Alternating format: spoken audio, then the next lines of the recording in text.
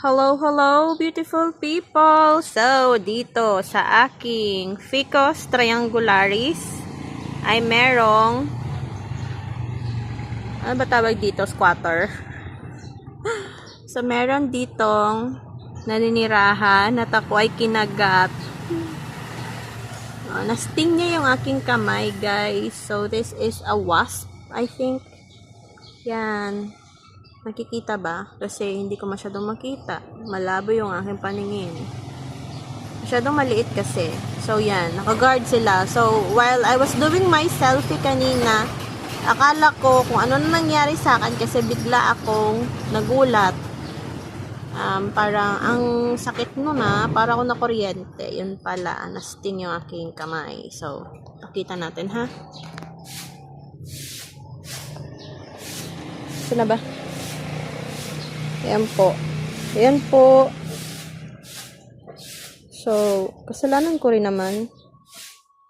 Na-invade ko kasi yung kanilang lugar. So, ayan. Naumbok na.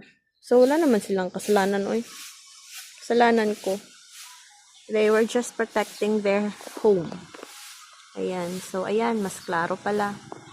So, ayan yung wasp. Gumawa ng bahay dito sa Ficus triangularis ko. So, ingat-ingat lang. Ingat-ingat lang sa pag-selfie. Make sure na wala tayong naistorbong, naninirahang insects. Oh, grabe oh. para akong ng injection kanina. So, yan siya. Yan, medyo klaro na. So, yun lang guys. Share ko lang ang nangyari sa akin a while ago and masakit pa rin siya hanggang ngayon. So, that's all muna for today. This is your Chinita Plantita saying thank you for watching. Enjoy the rest of the day. And as always, from my little world to yours. So, yung kamay ko.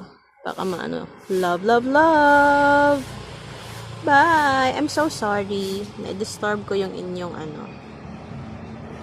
tahimik na pamumuhay dyan. So, yan guys. Bye for now!